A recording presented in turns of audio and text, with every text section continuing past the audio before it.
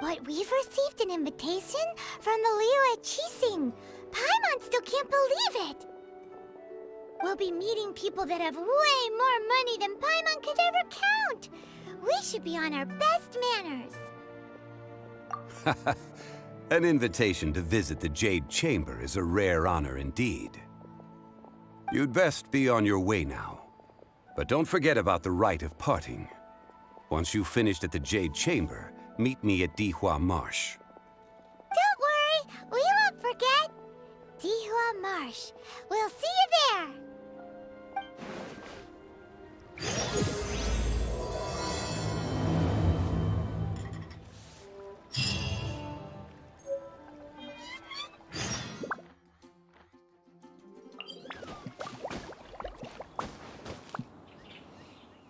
Look up there! That's the Jade Chamber!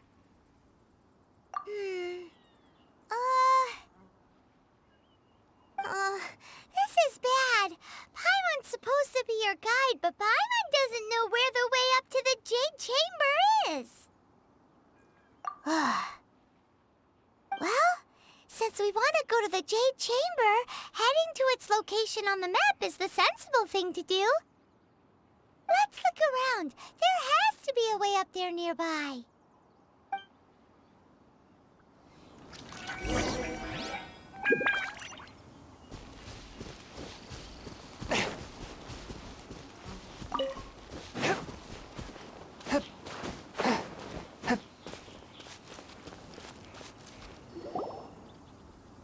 Hey, look! There's some sort of mechanism thingy. Since this is the right place, it must have something to do with the Jade Chamber. Yes, this must be the way.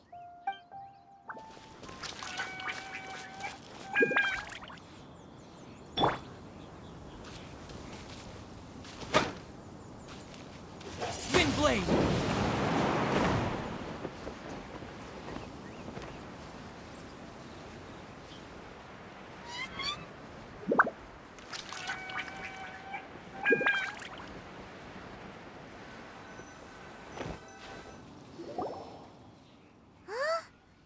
Takes us up to here.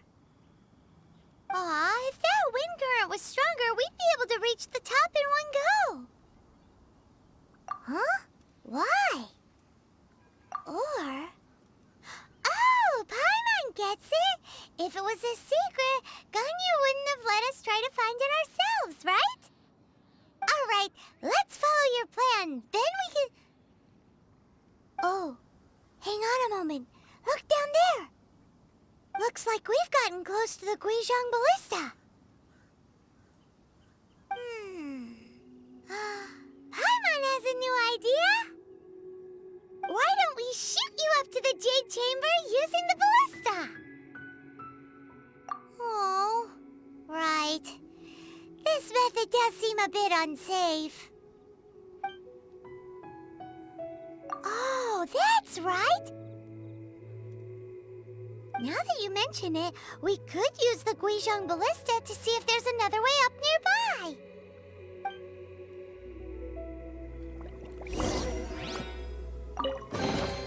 A reward on the road.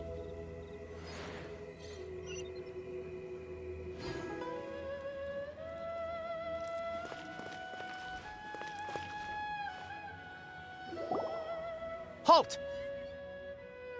Who trespasses on these hallowed grounds? Exactly. What are you talking about? We're invited guests. What makes you think you can treat us like this? No. Wait. Maybe this was Ningguang's plan all along. She pretended to invite us to the Jade Chamber, but set up a Millilith ambush here to arrest us. Now Paimon's mad. You, over there. This is a trick, isn't it? How shameless! What?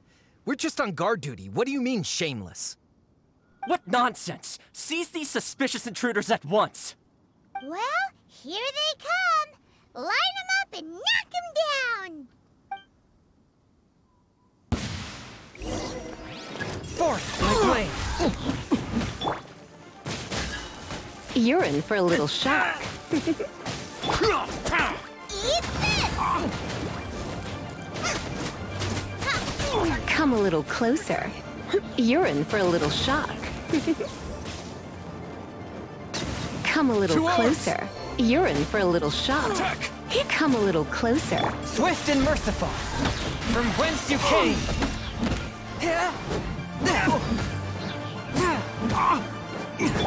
You're in for a little Take the You're target in for a alive. little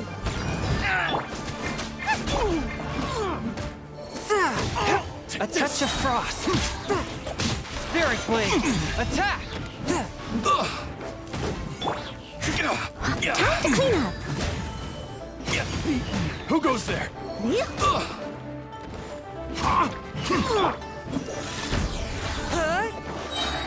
From whence you came. Let's spark things up a little.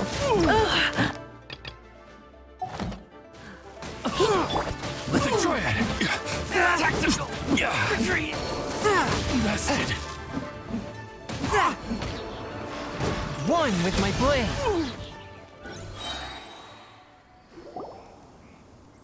Stop! What's all this about?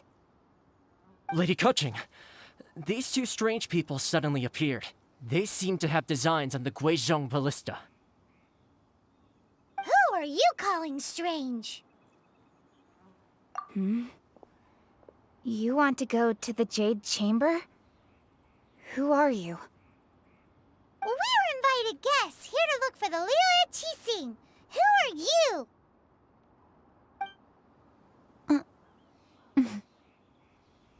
Well, as it happens, I am one of the Liu Qixing. Oh, I'm Kuching, the Yuheng of the Qixing. I know of you, traveler. You're Ningguang's guests, yes? Didn't expect to meet you here in the mountains.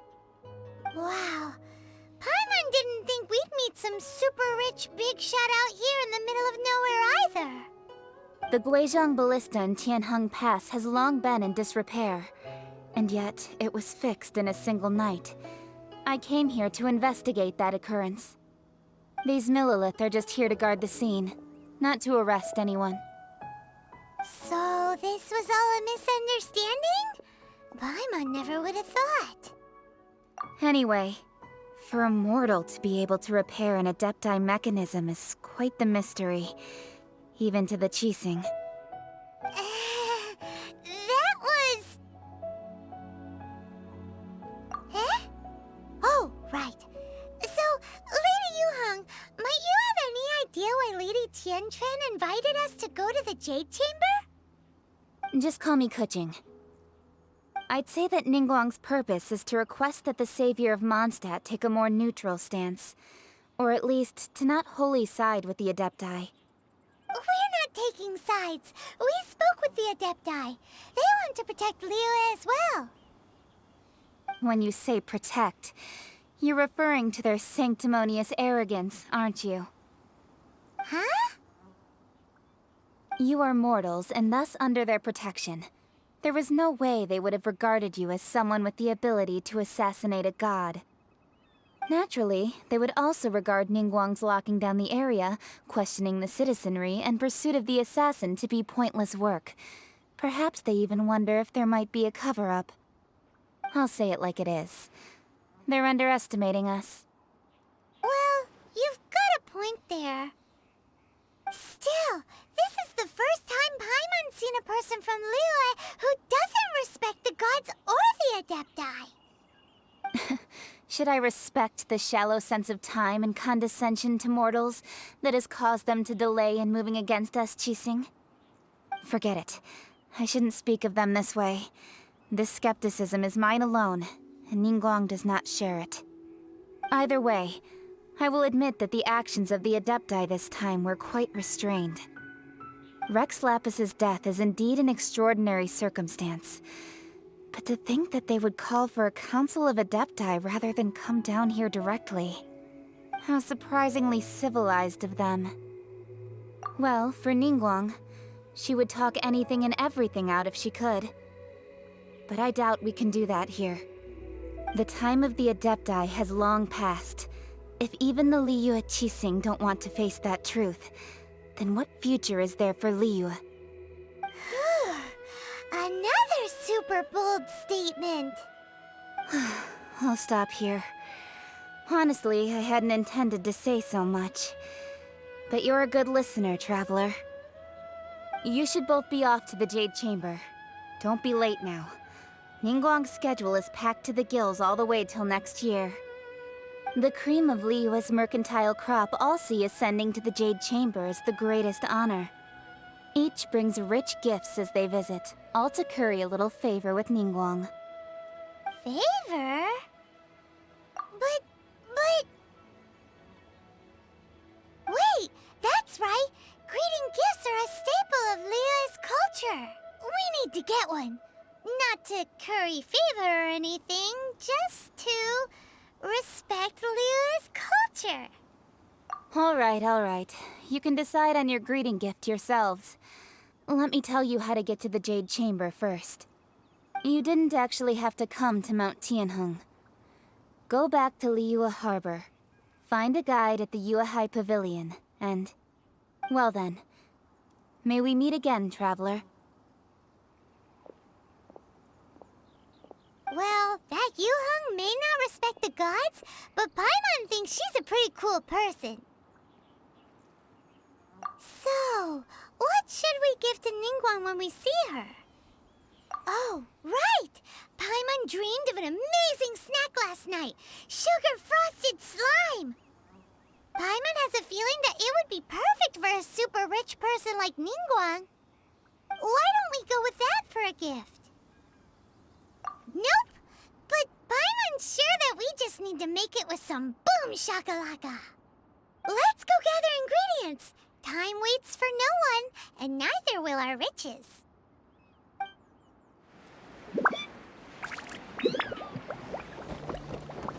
Ooh, look at that slime! It looks crystal clear! And very delicious! That's the one!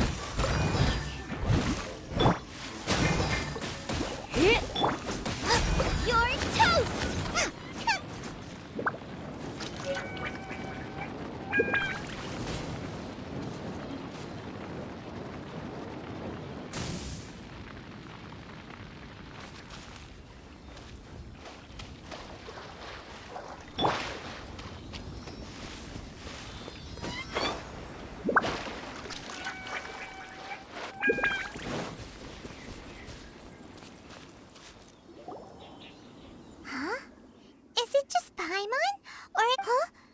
Did you hear that?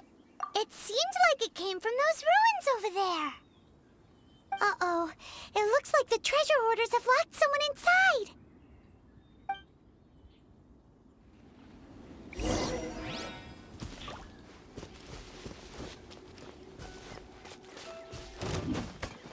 Direct assault! Spirit Blade! Attack! Come a little closer. Come a little closer. He. You're open! As a good knight should.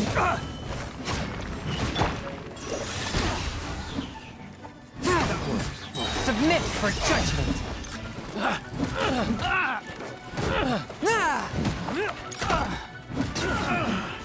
The hunter becomes the hunted.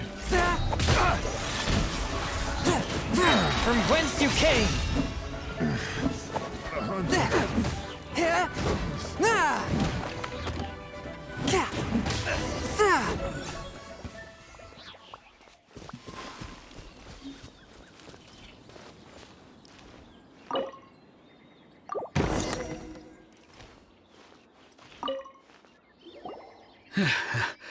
Thank you for your help, kind travelers. If you hadn't come to my aid, I surely would have rotted in this cell. Those treasure hoarders, when their mood was good, they'd rearrange those pots of sweet flowers. When they were in a bad mood, they'd rearrange my face. Aw, it was nothing. No need to thank us all at once or anything. I understand. Don't worry, I will compensate you both. Don't say that. I only escaped this predicament because of you. I'm Meng Dan. a supplier for Mingxing jewelry in Liyue Harbor. I often walk around these mountains in search of antiques. I never expected that those treasure hoarders would have their eyes on the same ruins that I had. Before I knew it, they'd caught and imprisoned me. Is there anything that you lack? Antiques, treasure, various knickknacks, you name it. Well, as long as you want what I have to offer, of course. Wait a moment. Actually, we are looking for something. Oh? And what might that be? Do you have a box that can store presents? We'd like a pretty one. The kind that you can use to store snacks. Of course we do. How can one sell antiques without gift boxes? At Mingxing Jewelry, we have the best gift wrapping service in the 7 nations. Now just give me a moment and I'll let the boss know. You can go see her whenever you require that box. Great! Paimon Sugar Frosted Slime now comes in a beautiful package.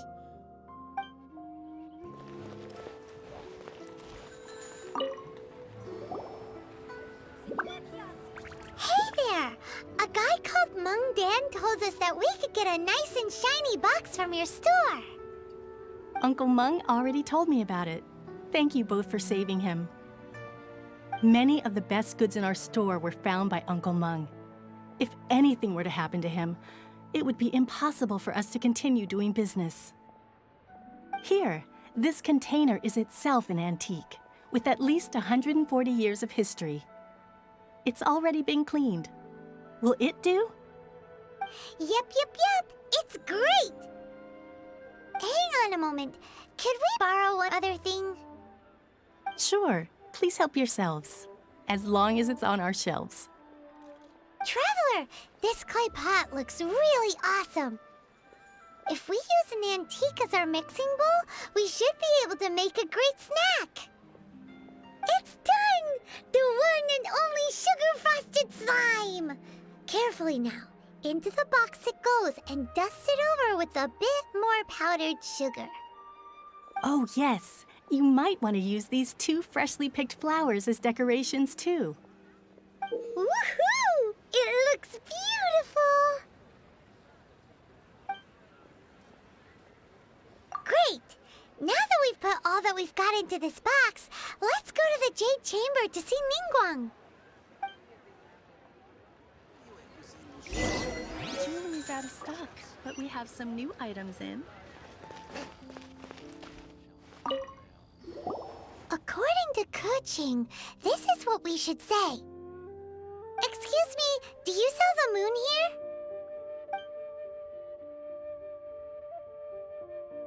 Yes. How many would you like? It's not convenient to speak of numbers here. Ah, well said.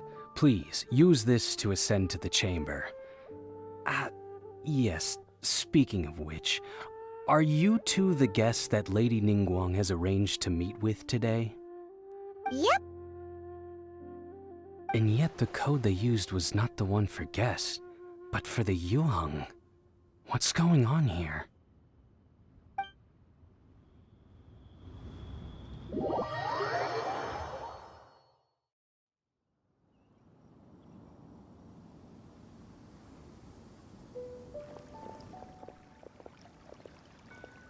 I've been waiting for you, returnee from Joyun Karst. It's Ningguang! Since this is our first meeting, we've prepared a gift. I hope you like it. Oh, for me. You have my thanks. It seems that I have made things difficult for you, considering that you were supposed to be my guests. Oh no, it's nothing. I'm glad you like it too. This palace floats in the skies, higher than the peak of any mountain. From this vantage point, one may survey all of Liyue. I have been gathering the funds necessary to build it from the time I began learning the merchant's craft. And since becoming the Tianjuan, I have spared no effort in hiring the best craftsmen to constantly extend it. At first, it was but the size of one room. Now, it is large enough to blot out the moon in the skies above Liyue. One day, I believe it will overshadow all 7 nations. Not many from outside Liyue earn the right to ascend to the Jade Chamber. But I have been in correspondence with the acting Grand Master of the Knights of Favonius, who spoke highly of you. As such, I have been putting eyes and ears out ever since you reached Liyue. What? And I finally got wind of your movements when you were on the way to Wangshu Inn. Wait! Was Vergoldet one of your people? Just Vergoldet? No. Everyone at Wangshu Inn is one of ours. At the Guizhang Ballista, yes? You weren't peeking on us from the skies the whole time, were you? I fear that peeking would have been a little difficult from this altitude. Our eyes and ears are more than sufficient. You two are very interesting people, after all. It would be natural to take an interest. Well, I wouldn't expect you to trust us, considering that you have had far more interactions with the Adepti. The reason I invited you here was to clear up some misunderstandings.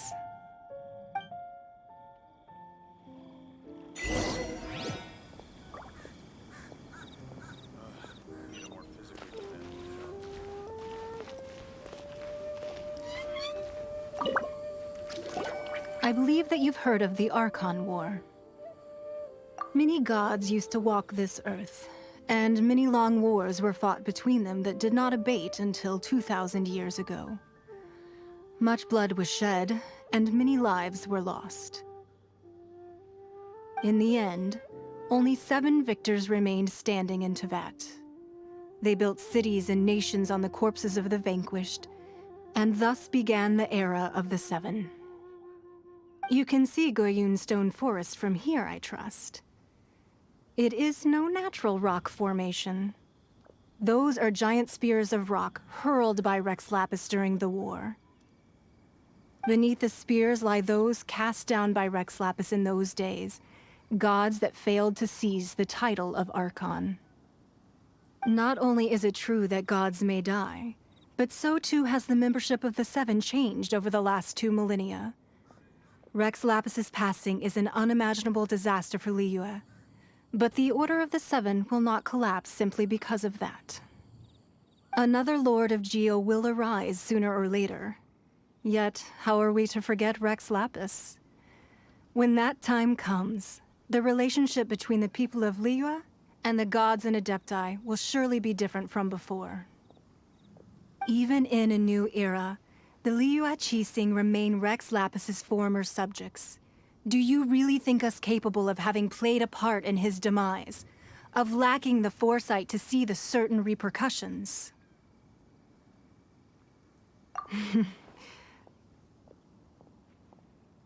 That day at Yujing Terrace, it was also very sudden.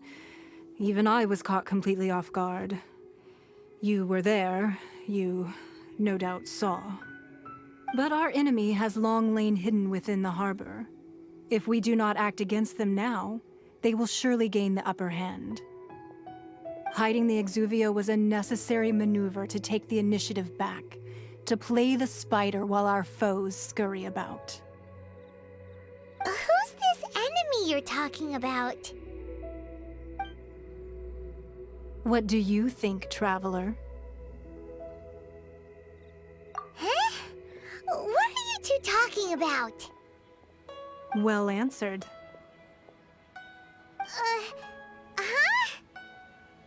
The scenery out here is fine indeed, but the wind is a little strong. Our preparations to receive guests within are complete, so please, this way.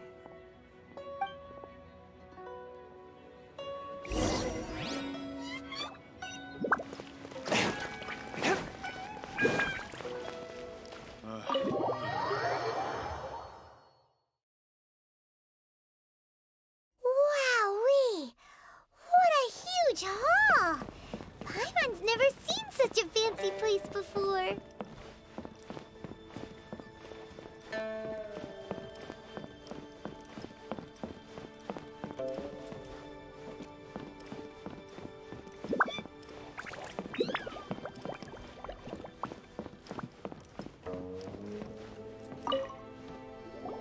Be at ease, you two.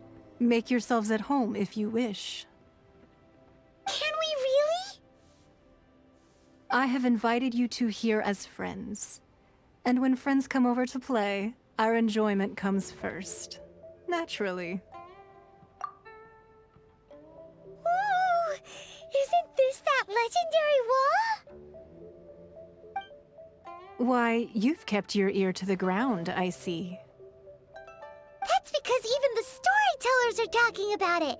Everyone's after a piece of paper from that wall. It's super famous. That's because that wall records Leo's secrets. Merchants have always been attracted to secrets. But the secrets of the mercantile world are of no interest to you, are they, traveler? You're rather special, really, and I think you're quite aware of that. If possible, I'd like to have your trust. But if you were to choose the more trustworthy person between myself and Kuching...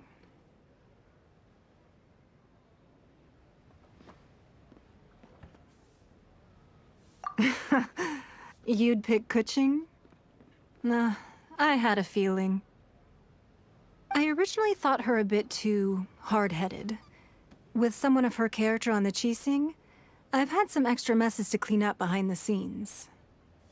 But after she said those words, the time of the Adepti has long passed. If even the Liyue Qixing don't want to face that truth, then what future is there for Liyue? Well, I must say that quite a few of my doubts have been dispelled. I won't deny that Rex Lapis's passing seems advantageous to us. But, for Liyue's sake, we cannot allow ourselves to be shackled by rumors of our usurpation of power. Indeed. It seems that you understood what I meant to say from the very beginning. I called for the gag order and for the Exuvia to be hidden to temporarily stabilize the situation, and also to prevent something similar to the incident in Mondstadt. With Rex Lapis's death, the Fatui have busied themselves with many clandestine actions beyond their diplomatic remit. As the Tianquan, one responsible for Liyue, I cannot be too concerned with appearances when opposing them. Allowing the rite of parting to take place was also meant to buy some time for us to take control of Liyue's administration. It's exactly as Zhongli said.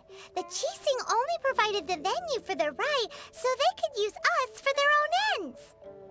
Wait, that's right. Speaking of ends, could I say one other thing? Of course. Paimon's heard that anyone who sends a greeting gift gets a little something in return. So, does that include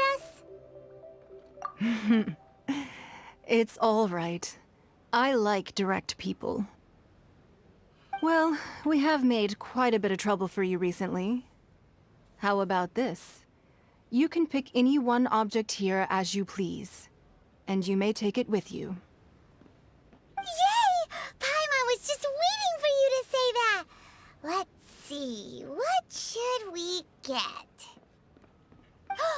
One of the sheets on that wall! Don't look at Paimon like that! One of these sheets of paper will sell for crazy prices, even if it's only as large as Paimon's fingernail. Just imagine how much more a whole untorn sheet would sell for. Let's grab one! The biggest one!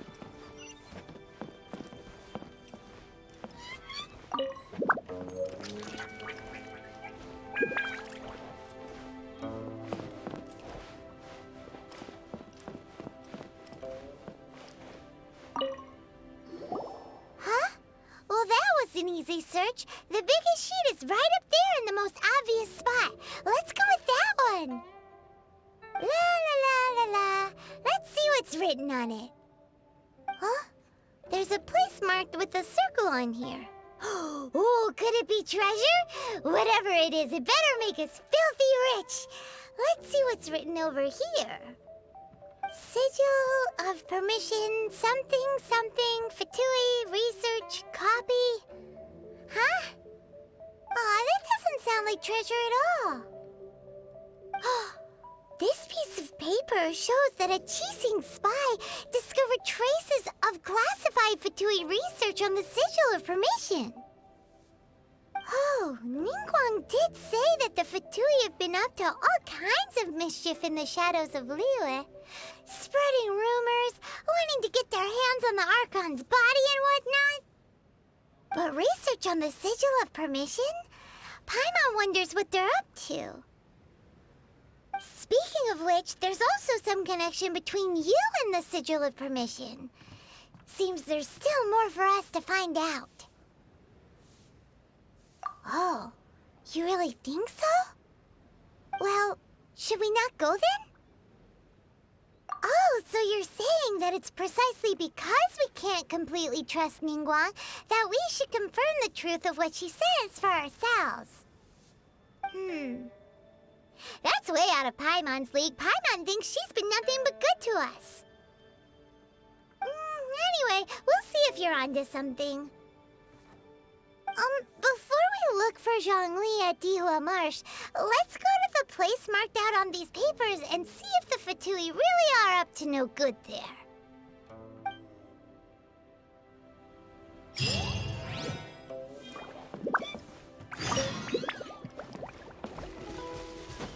There really were Fatui at the location written down on this piece of paper. And they look really mad at us, too. Leave it up to me. Out of the frying pan, it's... In this quickly! Freshness. Spirit Blade! Attack! Swift and merciful!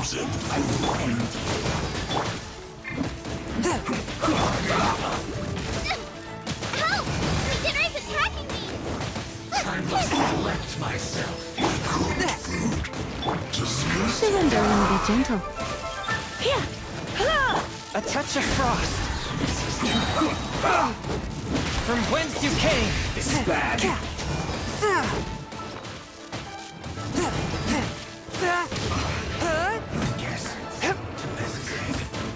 Forth, my blade!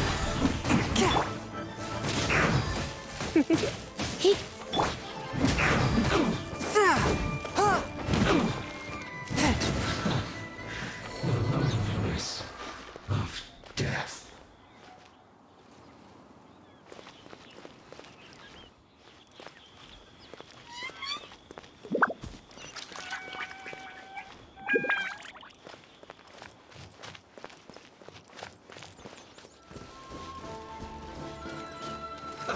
Let's move.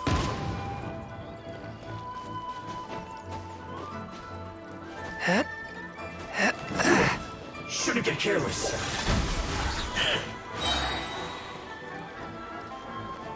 Detoxifying heat. You need to hurry up. Spirit Blade! This Attack! one's well done. Swift and merciful! You need to hurry You're up. in for a little shock. Roast and fry.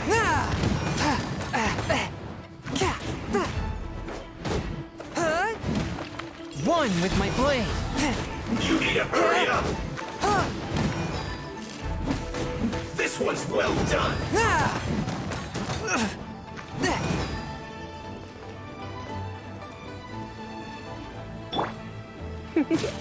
Roast and fry. Come a little closer.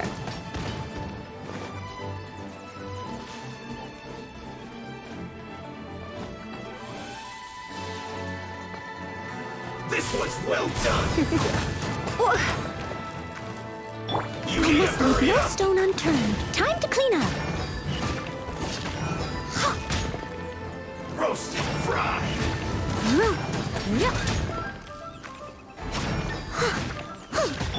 You need to Forth, hurry my up. blade! Submit for judgment!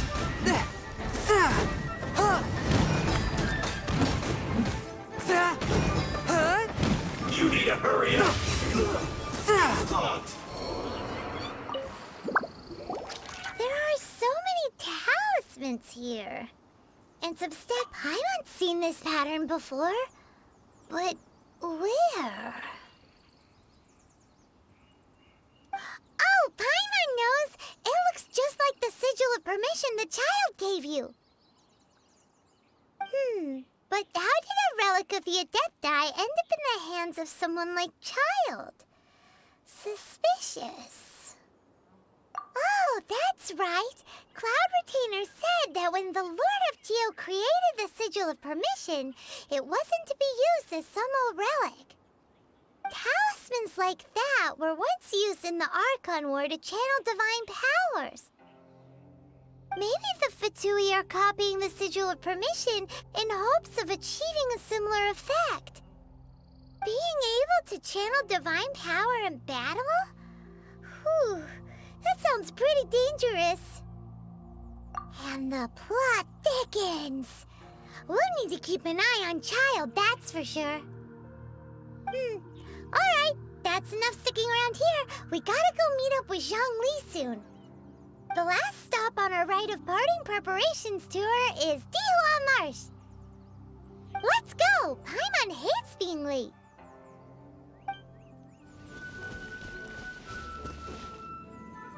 Right on time. I myself only arrived moments ago. Did you enjoy your visit to the Jade Chamber? It was so big and pretty and expensive. Paimon's never seen such a fancy schmancy place before.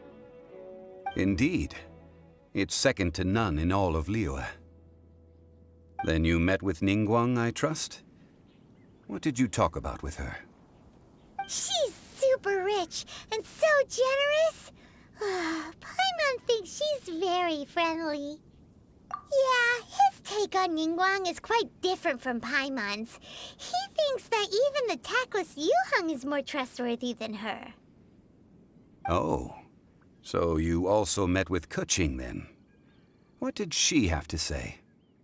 She said the time of the Adepti has long passed. If even the Liyue Qixing don't want to face that truth, then what future is there for Liyue? No respect for the divine. Indeed, contrary to the ever-bold Keqing, Ningguang is more of a businesswoman at heart, though they are both members of the Qixing. Although she's friendly, there's no way of clearly discerning her true intentions. Yes, she has only relied on herself to rise to her current position. No ordinary person could ever achieve that. It's said that she's the one behind the constant expansion of the Jade Chamber. It's the second most important thing to her. Even if she ever gave up the position of Tianquan, she would never give up the Jade Chamber. The Jade Chamber is only second. What's the most important thing to her then? Why, Mora, of course. All Ningguang talked about was the Fatui this and the Fatui that. She said that after Rex Lapis was murdered, the Fatui have constantly been trying to sink their fingers into Liyue, and that they aren't to be trusted. That is how the Fatui have always been. It doesn't surprise me in the least. No matter what they may be planning, you must be careful when dealing with the Fatui. Always be on your guard. So, is there anything we need to get for the rite of parting in Dihua Marsh? Yes, as a matter of fact, there is. Today, we'll be gathering wild glaze lilies. Glaze lilies? But why did we come all the way out here? Doesn't the garden in Yujing Terrace have some? Even Qingse Village has glaze lilies. Oh, right! Paimon remembers that Madame Ping is always tending to flowers. Maybe we could ask her. No. Those lilies have all been gardened by people. They won't do it all. Dihua Marsh used to be full of glaze lilies. It is a sort of joyful flower that listens to human song. Before the Archon War, Dihua Marsh was all dry land and fertile soil. But the war caused landslides, and the land was flooded, turning it into the marsh you see now. Nearly all the glaze lilies were wiped out. Of course, there are some kinds of flowers that have been preserved and gardened by people in the city. But very few people know that glaze lilies may still be found in the wild. Wild glaze lilies have the strongest fragrance. If we want to follow the true tradition of the rite of parting, we must grind up the wild lilies and place the powder in a censer of everlasting incense. But I'll need your assistance in gathering these flowers. No, I need you to sing to them. Singing to the flowers will make them more fragrant. So how good is your singing? Really? Why doesn't Paimon believe you? We'll only know once he starts singing.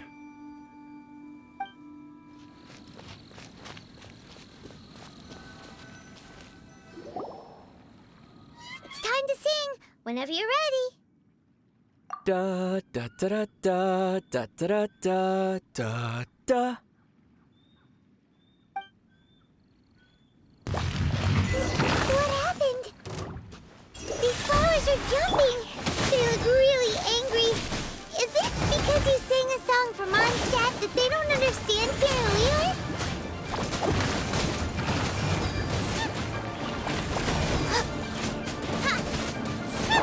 You're in for a little shock. You're in for a little shock. Come a little closer. Out of the frying pan, into the fire!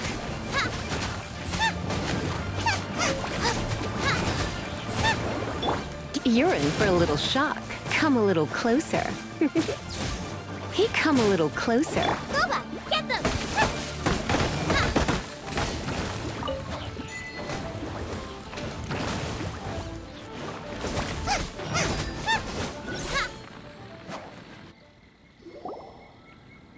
Those weren't glaze lilies. Glaze lilies wouldn't hit people. This little monster is known as a whopper flower. Strange. These petals look interesting. The glaze lilies used as a disguise were buried with the whopper flower for too long. The result seems to have surprisingly potent medicinal value. Let's collect what we can of these petals. Well, that's nice and all, but will those petals be useful for the rite of parting? Unfortunately, no. That's so lame. Excuse me. Are you searching for glaze lilies? Oh, hey! It's... What's-her-face? Paimon can't remember. Hello, traveler. I'm surprised you still remember my name. Ah, that reminds me. How was your visit to the Jade Chamber? Well, it sure would have been better if you told us how to get up there. Didn't I tell you the way? Surely I did. Nope, we found the way on our own. Oh, I see. Uh-oh. I guess I really did forget to tell them. Something seems a little off about Ganyu. She's acting different from the first time we met. Where's her serious attitude now? Ah, well, I met you at that time as an emissary of the Tianquan. But now, I am simply out on a stroll to see the flowers. You came all the way out here to see the flowers? Why not just enjoy the gardens of the city? Yujing Terrace is where Rex Lapis parted from this world. If I strolled through those lonely gardens now, I wouldn't be able to bear it. Whenever my duties take me near Yujing Terrace these days, I draw the windows to block my view of the gardens. Oh, sorry. We shouldn't have brought it up. No, it's quite all right. I just haven't processed my emotions yet. When the Archon War came to its end 2,000 years ago, the first iteration of the Seven would gather in Liyue and drink with Rex Lapis. But 5 of those original 7 had already passed before Rex Lapis. It's truly a changing of the guard. Yes, now that the spirit of Rex Lapis has returned to the heavens, only Barbados of Mondstadt remains of the first 7.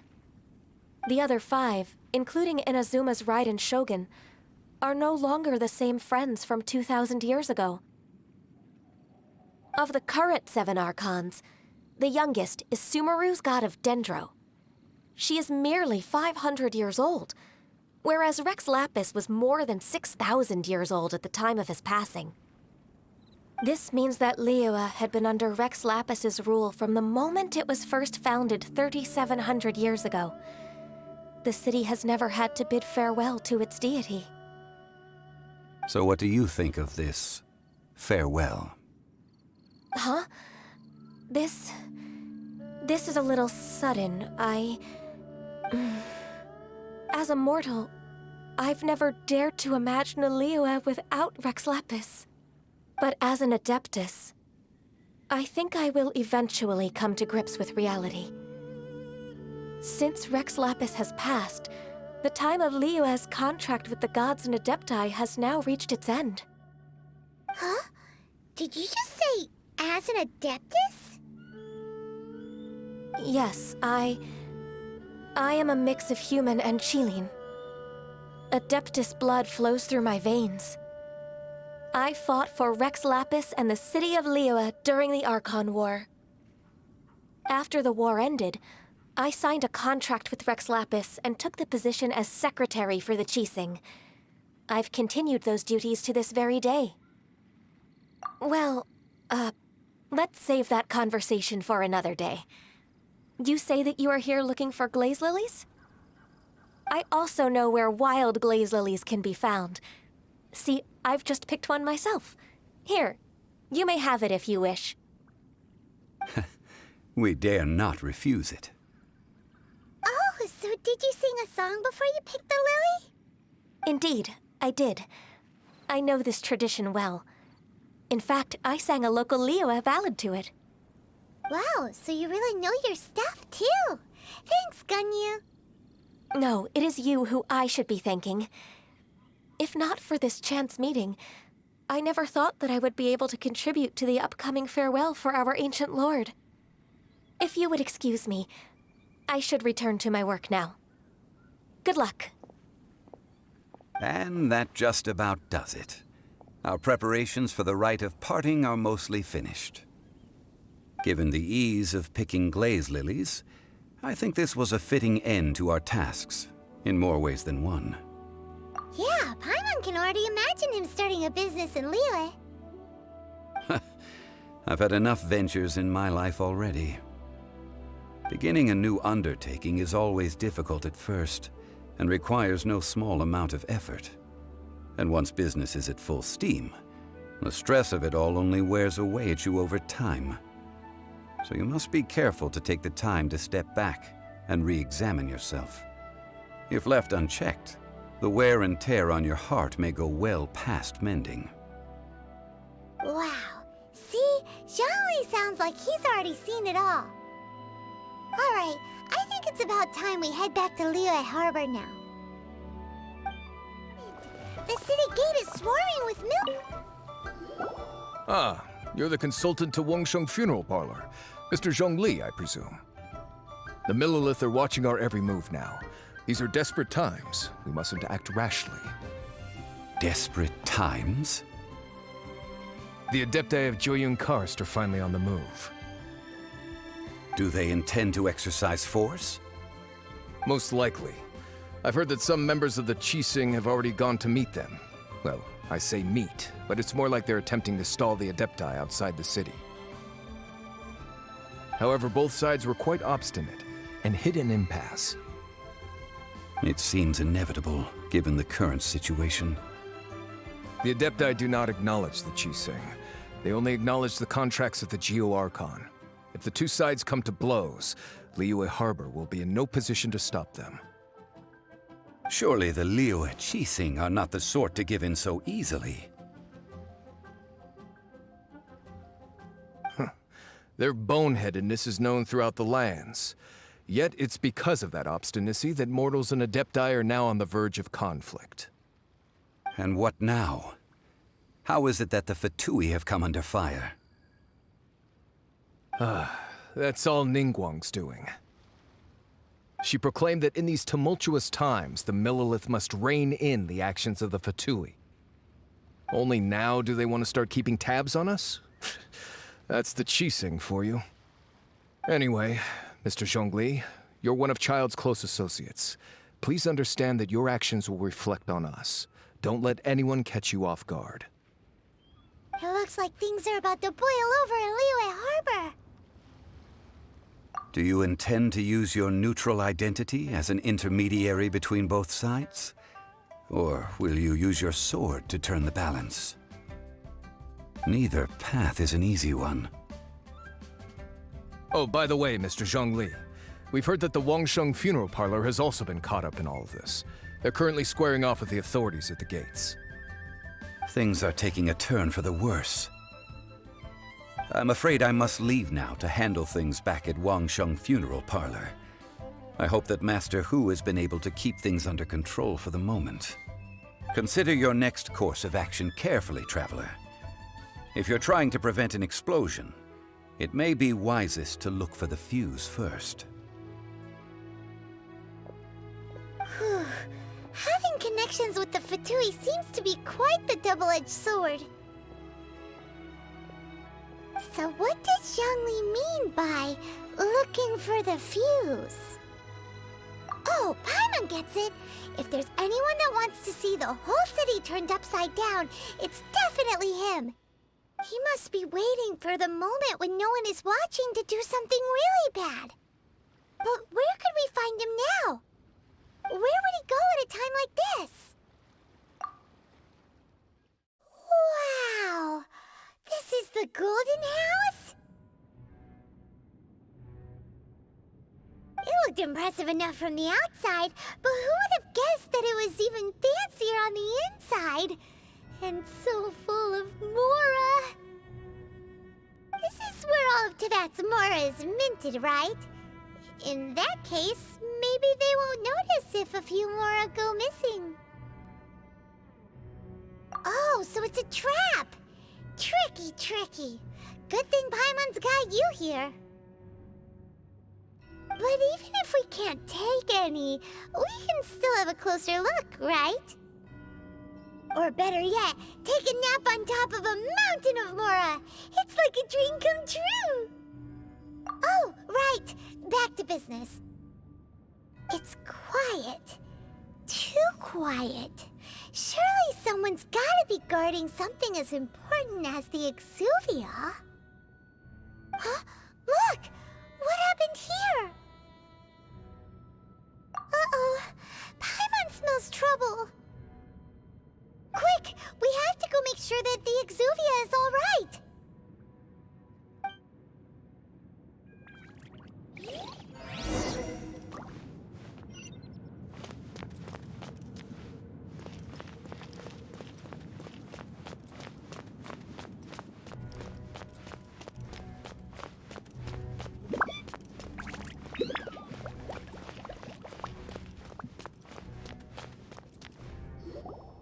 You've already fulfilled your task as guides, so why do you still linger here?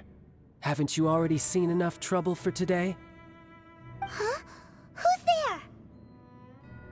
there? If you were Fatui, I imagine that you would be entitled to a generous reward from the Tsaritsa herself.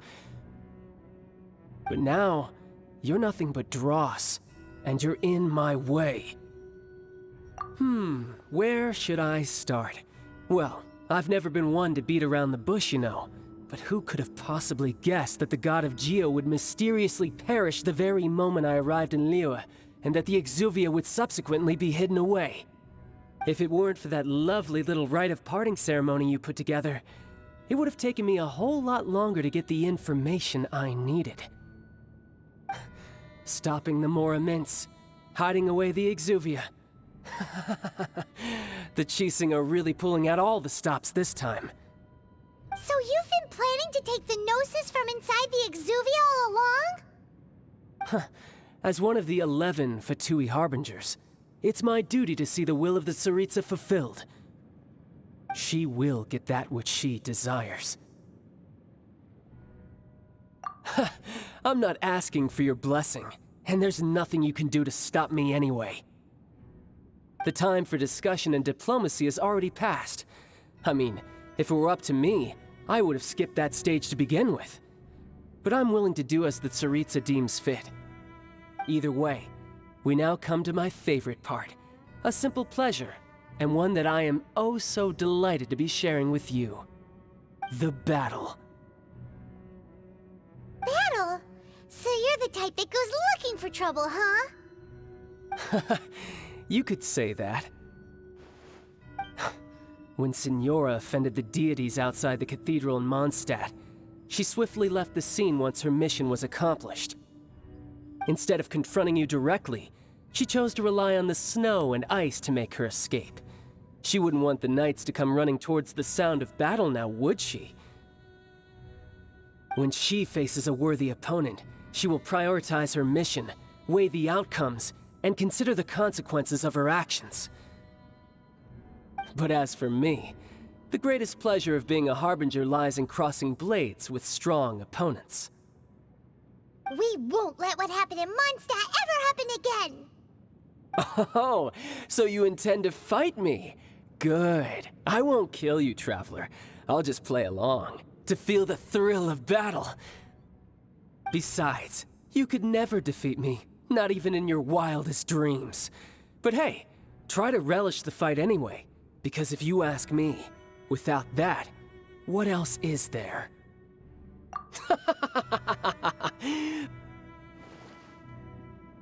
Fighting talk, I love it! Now let's see you live up to it. This chance is hard to come by, so show me all you've got. So very few ever get the chance to square off with a Fatui Harbinger. So come now, amuse me, and don't you dare disappoint. You're in for a little shock. Points, my blade. Guess I should take you Swift and merciful. Good. No wonder Signora was so wary of you. Well, that just means I can go all out. Brace yourself. This is about to get tough. Now, show me what you can do against the might of a Harbinger.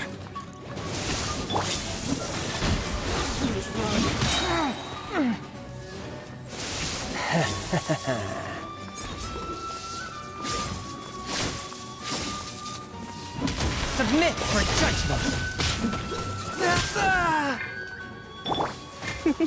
I'll crush you.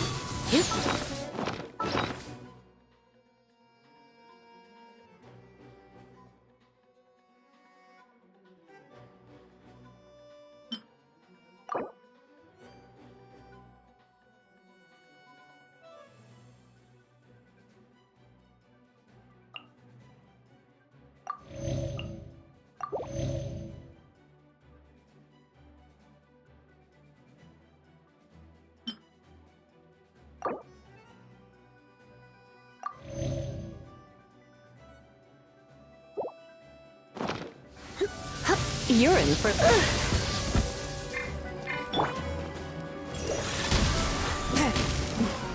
All you do is run. But how?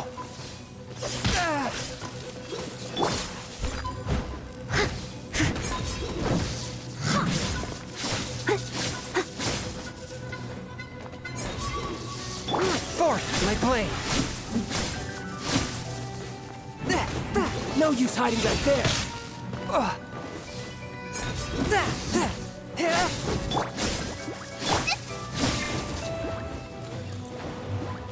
I'll crush you!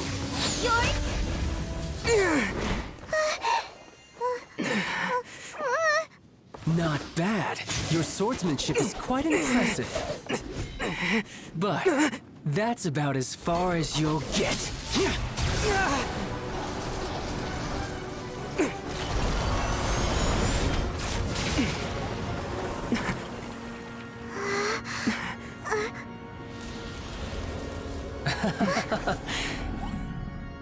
Didn't think you had that card hidden up your sleeve. You were just playing us to get close to the Exuvia! Oh, quiet down. Stop acting like some wide-eyed recruit. You've seen this world. You of all people should know. This should have been expected! Well then, I'll be taking Morax's Gnosis now! Huh? I see. Well, this is most unexpected. You beat me to it, didn't you?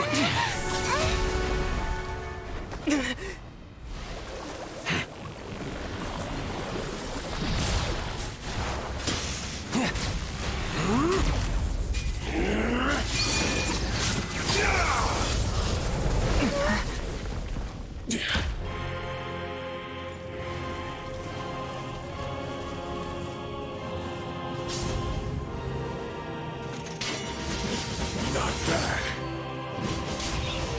But this is going to cost you! Yeah!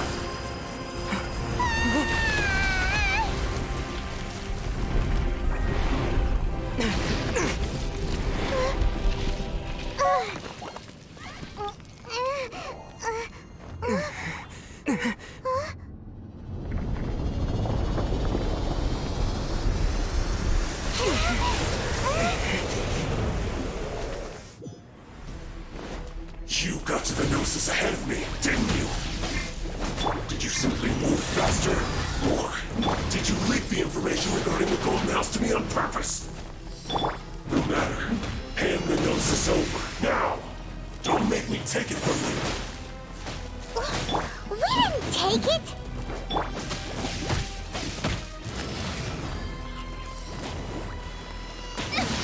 Help! Leader is attacking me! Swift and merciful. Spirit Blade. As a good knight should. Steadiest.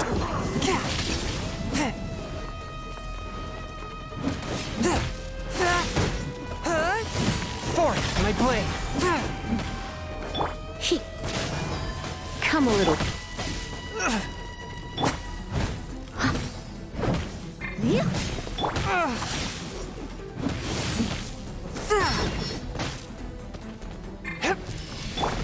Leave it all to me.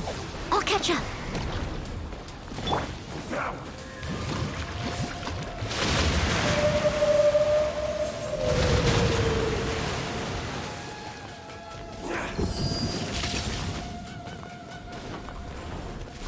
One with my blade.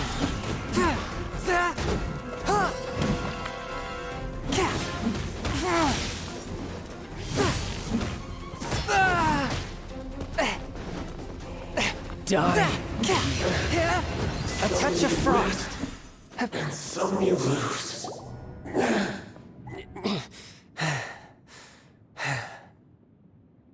Look! Child's back to normal again. Well then, time to cool off. It seems the burden of the foul legacy transformation was too great for my body.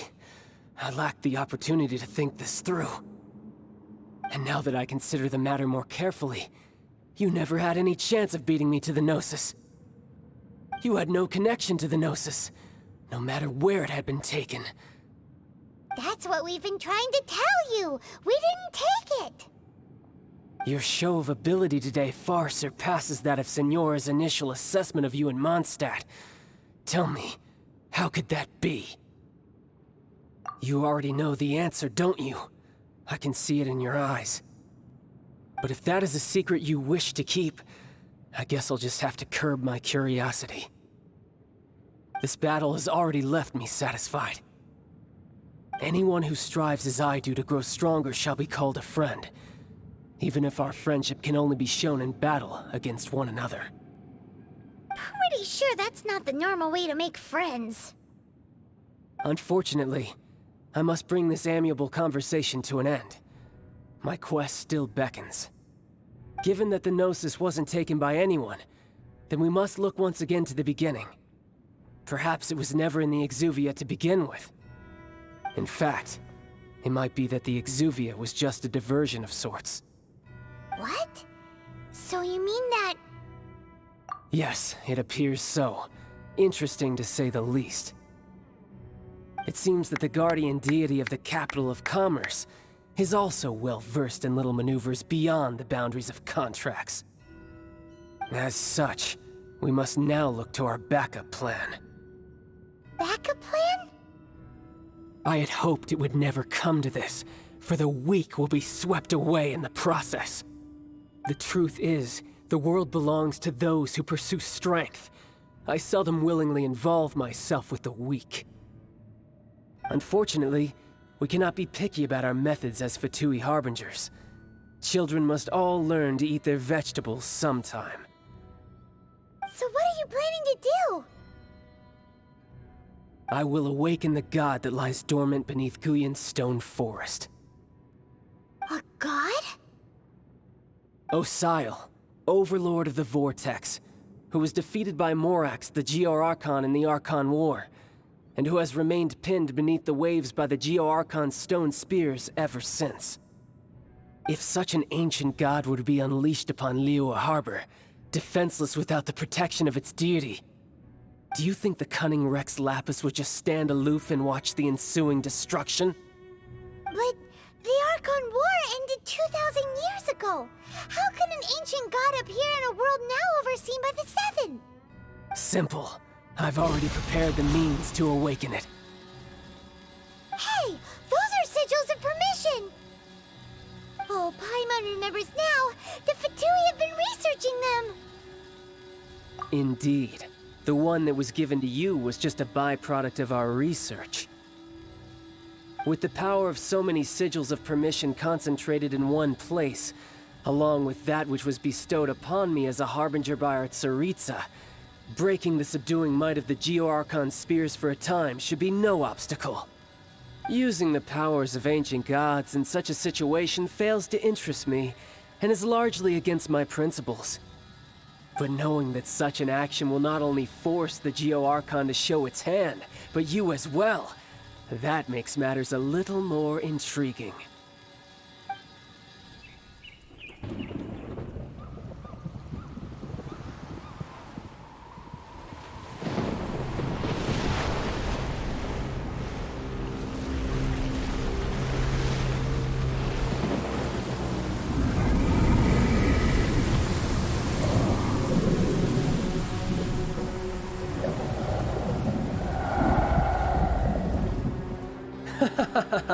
Let's see.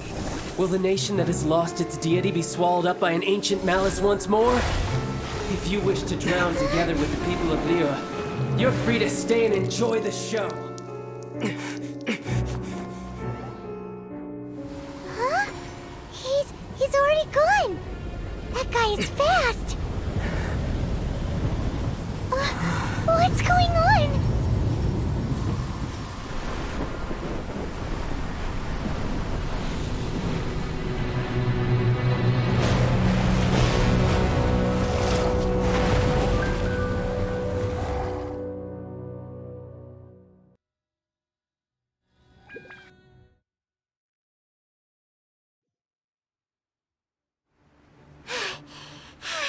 Paimon's exhausted. If we hadn't happened to see the Jade Chamber flying over just as we came out of the Golden House, we really wouldn't have known which way to go. Did we make it in time? Is the Overlord of the Vortex still in the sea? It hasn't destroyed Liyue yet, has it? What are you doing here? Huh? Hold on. It's the Adepti. What are you doing on the Jade Chamber? Paimon thought you were arguing with the Qixing. Is the fighting over? Faced with a calamity of such magnitude, we have agreed to put our differences aside for now and unite against this common enemy. Oh, Paimon gets it. So how do you plan to defend Liyue? Just seeing this Overlord of the Vortex guy puts a pit in Paimon's tummy, even from all the way out here. It's not just you. We've got new Millelith recruits who can't even stand at attention without shaking.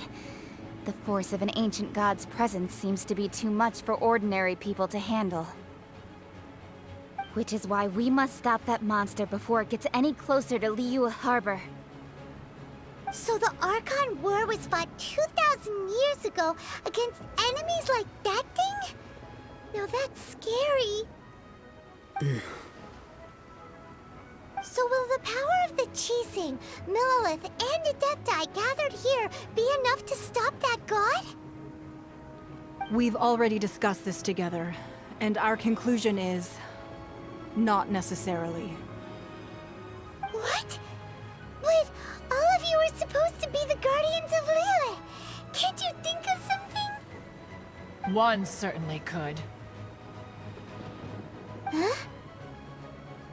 The Qi Sing did once research the matter of the Guizhong Ballista when it piqued their fancy. And as fate would have it, one who did craft the Guizhong Ballista with one's own hands is here. For what could you mortals ever learn of Adepti mechanisms? Yet, it would take one, but a little tinkering to turn this ballista into an engine of war beyond your wildest thoughts. I suppose this is one blessing from the Adepti that we should be thankful for. So be it. We shall use the upgraded Guizhong Ballista to fight off that god. All the Adepti here can lend their strength to man it. We haven't a moment to spare. Our battle begins now. Yep.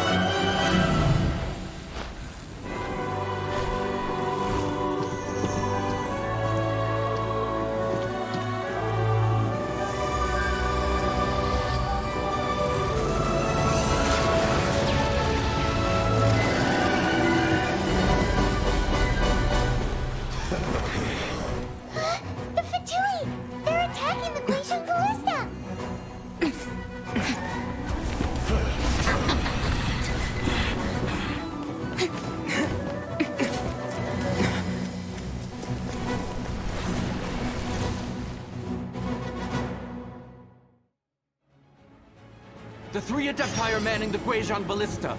Do not let the Fatui disturb their work! All able Millilith, with me! Let's go help too!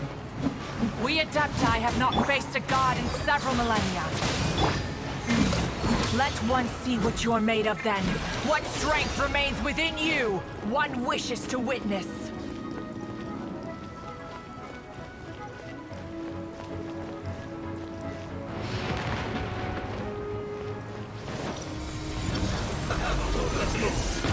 One with my blade.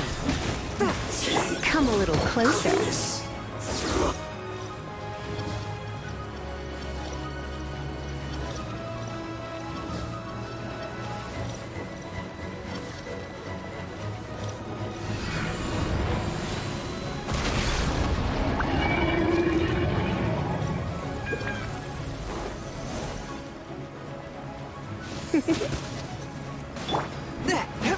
Swift and merciful. Come a little closer. Looks like I went too far. That seemed to work.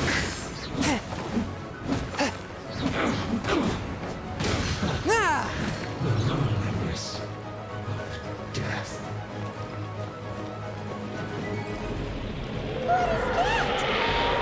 That is Osial's divine power. I am very familiar with it. Be careful not to get hit.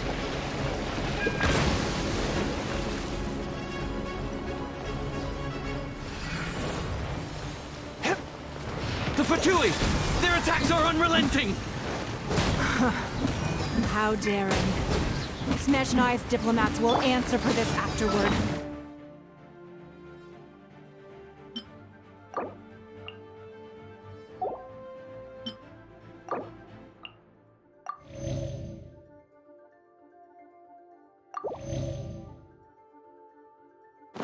Every last one.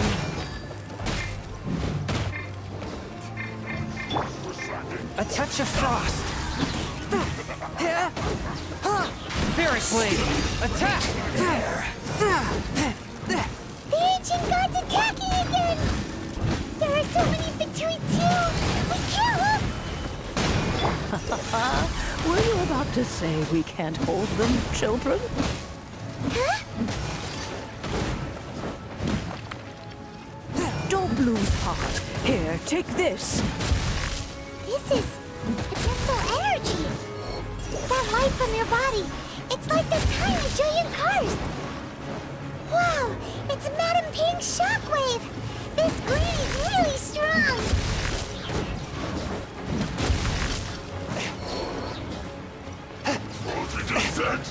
A touch of frost.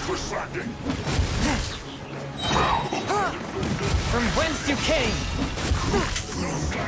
Disgusting. Joy. Looks like I just begun. Went too far. Forth, my blade.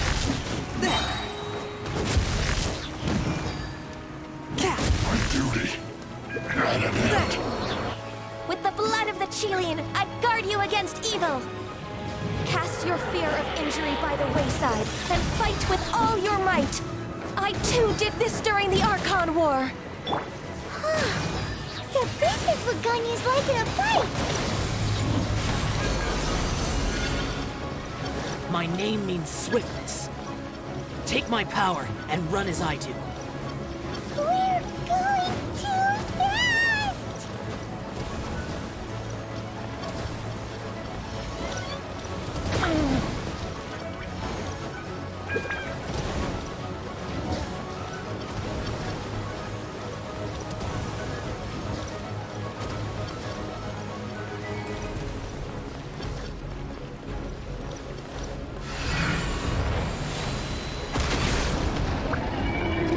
Child, you are strong in body and spirit. Perhaps you can withstand 3 forms of adeptal energy at once. This will hurt a little. Please bear with us. Once you've adapted, try to use them in battle. From whence you came!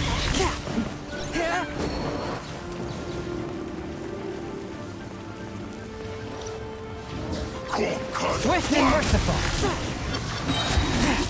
2. Spirit Blade! Attack! My work. Finished. Have a load of this. Forth, my blade! From whence you came!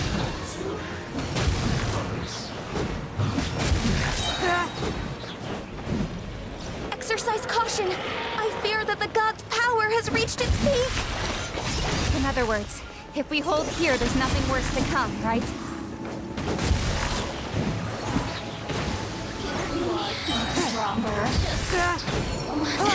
From whence you came! I guess this is it. Don't get in the way!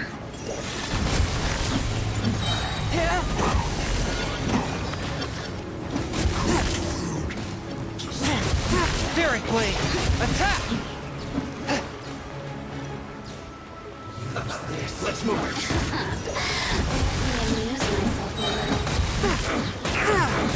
From whence you came!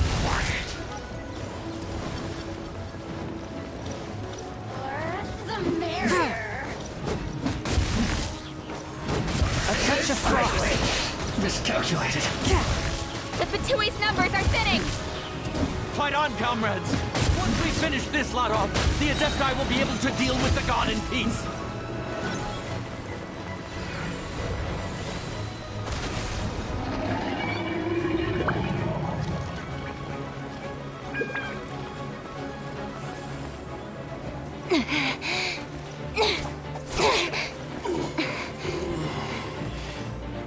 The interlopers are no more. Now we may commit ourselves fully.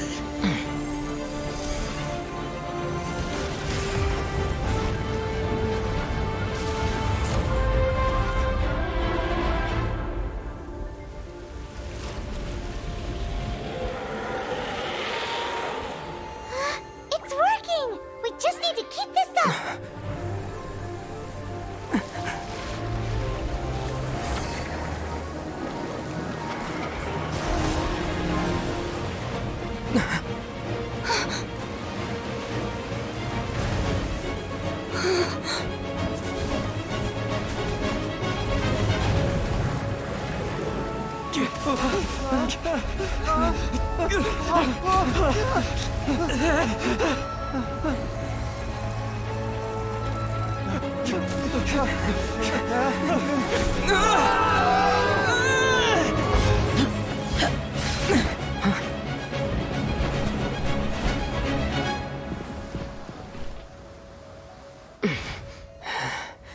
Be careful now.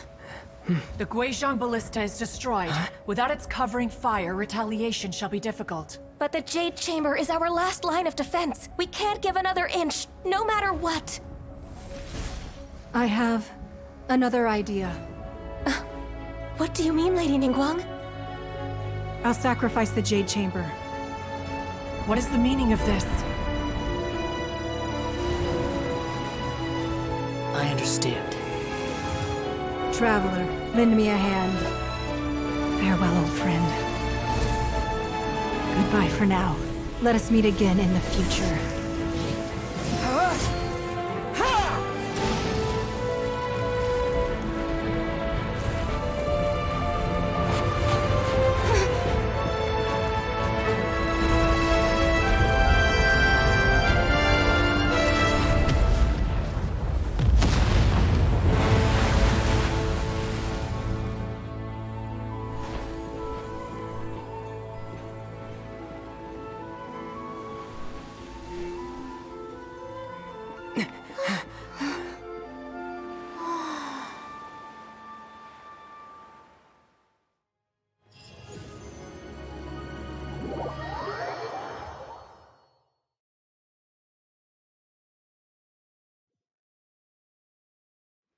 Is it finally over?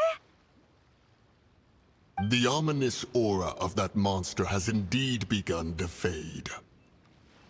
The effects of the Sigil of Permission last but a short time. It will be some time before the Overlord of the Vortex can make any waves again. We are indebted to you for your assistance.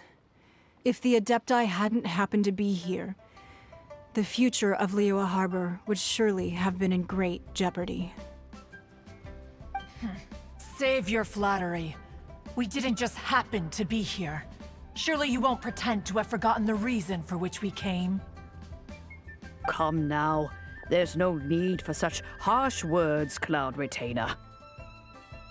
I've heard that when Ningguang began learning to do business, she had already started setting aside part of her then limited income in preparation for building the Jade Chamber. At first, it was only the size of a small room, but with continued expansion, it has become the palace that lies before you now. It is a testament to Ningguang's entire life, both as a businesswoman and as the backbone of the Liyue Qixing. Seeing the Jade Chamber destroyed in the defense of Liyue means much to her. To me, such cooperation and sacrifice deserves at least some recognition, don't you agree? Well, I was really hoping you would say that such sacrifice could at least be used as some leverage in our negotiations. Thank you all for hearing me out.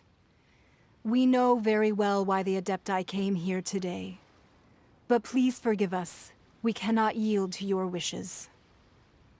Oh? 3,700 years. According to our records, the Adepti signed a contract with Rex Lapis to protect Liyue 3,700 years ago. Even to this very day, Liyue and its lands have stood the test of time, immovable as stone, just as it was thousands of years before. This is truly no small feat. But that does not mean that the Liyue of today is the same city as it was all those years ago. Do not merely cast your protective gaze upon the land. Instead, focus your sights on our city and each of the citizens that dwell within it. Are you questioning our means of protecting Liyue? I mean no offense. I simply hope that our Adepti forebears would see Liyue in a new light. Forebears, you say? One doubts you would be fit to be part of such a lineage. This morning, Rex Lapis appeared to me in a dream. What? In the dream, I yearned to tell him that we Qixing, though mortal, are equally bound to the contract. Each passing generation of the Qixing leaves many things of value to be inherited by the next generation. I also thought to tell him how the past generations of Qixing had strove under his rule to survive in our mortal world, establishing a network of contracts which has since come to be known as trade. But I dared not speak. I could only gaze at him in silence until the moment I awoke. Oh, Ningguang. Yet another perspective. What are you trying to say, Outlander? Right! That's something that happened in Mondstadt. It's a story about the Four Winds and the people of the Animal Archon. The Animal Archon sought to quell the strife between the two sides, because he believed that such conflict would only scar the hearts of both, and that nothing good would come of it. Each of the 7 nations has its own scars from the past.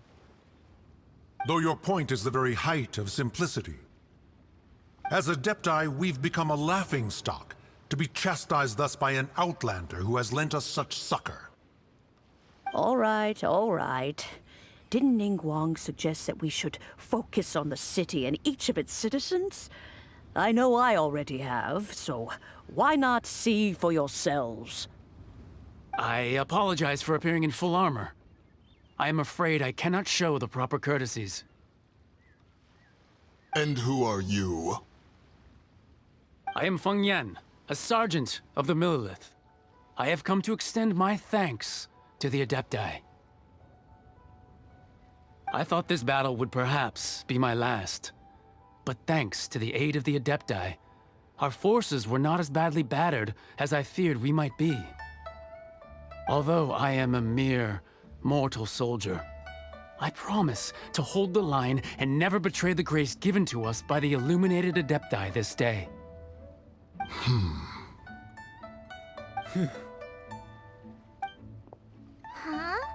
Why does everyone look so down? Didn't we just beat that big monster? Weren't you frightened, dear? It was quite the predicament. I wasn't afraid. All the strong Millelith guards were there, and those powerful heroes with their visions were there. Everyone was there. When danger is near, everyone always protects me. And the rest of the time, they make fun toys and tasty snacks and loads of things that make the harbor so pretty. Thanks for protecting Liyue Harbor. Please come visit us for the next lantern rite. Unfortunately, we wouldn't be able to participate. Huh? Because we are Adepti. Oh, okay. It must be hard being an Adeptus. Aww. You see, this is what Liyue is like today. The country of contracts is grateful to the Adepti for their protection, but it is no longer necessary for the city to rely on the Adepti's power to solve every little niggling matter. Although their blood is weak, there is still strength to be found in those we call mortals. The time of contracts between gods and Liyue has long since passed. Now is the time of contracts between Liyue and its people. Seeing the port around us now, it is hard not to feel a bit out of place. Wouldn't you say so, Cloud Retainer? Your line of inquiry is askew. One did not spearhead this expedition to Liyue Harbor. Seems like the Adepti have had a change of heart. Let us return now. Eager to leave, conqueror of demons.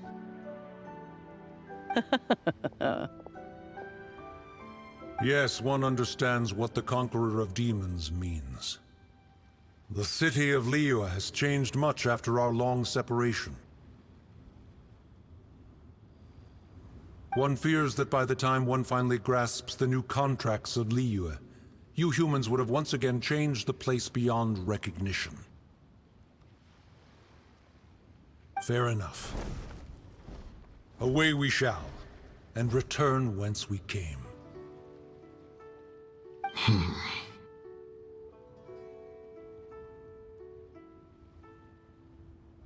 Since we Adepti have consensus, then one shall persist no further.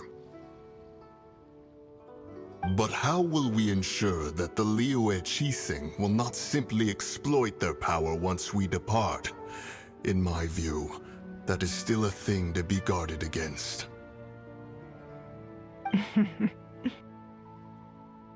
All right, Mooncarver, you needn't worry. It seems to me that this right of supervision is best left to the people of Liyue. Looks like the conflict between humans and Adepti was avoided. All's well that ends well, huh? Oh, right! It's nice that we've got peace and all, but we're forgetting one thing. Child wanted to unleash the god so he could lure Rex Lapis out. But we were able to handle the Overlord of the Vortex on our own, so Rex Lapis never showed up. Oh, and speaking of that, don't we still need to get to the bottom of that Archon's death, too?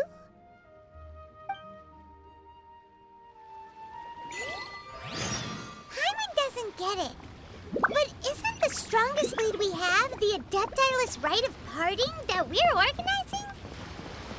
No idea where Zhongli's gone. Let's ask for him at Wangshen Funeral Parlor. Is there anything I can do for you two? I'm afraid that Wangsheng Funeral Parlor isn't in the best state to receive guests. We've come to see Zhongli. Could you please tell him we're here? Unfortunately, Zhongli isn't here at the moment. It seems he went to Northland Bank. Doesn't the Northland Bank belong to the Fatui? Last time we saw Zhongli was before we went to the Golden House. Do you think he doesn't know about the attack on Liyue? Visiting the Fatui at a time like this could only mean more trouble. We had better go and make sure that everything is okay. You call this cooperation between Harbingers. Cooperation involves communication, you know. Don't take it to heart, child. Besides, aren't you happy that you got to skip the formalities and bring chaos to the land? I'm sure you must have enjoyed that. Oh, it seems that some of your friends have arrived. Hey, it's Zhongli and Child. And you! You're also one of the Harbingers? It's you two. I believe we've met once before. In the City of Bards, was it? I'm glad you still remember my name. Ah, right. I imagine that it must have been rather hard to forget watching helplessly as something precious was snatched away from your friend. Well, if it isn't you two. This is our first time seeing each other since Liyue was nearly wiped off the map. This is certainly a bit awkward, wouldn't you say? Paimon knew that we should never have trusted a Fatui Harbinger. Oh, now don't say that. Sure, I may have misled you, but I never had anything against you personally. Besides, I thought we were getting along quite well together, didn't you? Except for that little tussle we had at the end. Nothing personal. We just have different views, that's all. Of course, you may very well hold this against me, but that's up to you. The real deceivers here are Senora and Zhongli. Curse them for leading me on. So actually, I think... Stop wasting time, child. There'll be plenty of time to chat once I'm through here. You remember the agreement, Morax. Now, if you would be so kind. The Gnosis, please. What in the world are you talking about? The contract is fulfilled. That which thou seeketh is now bestowed unto thee. For my promise is solid as stone.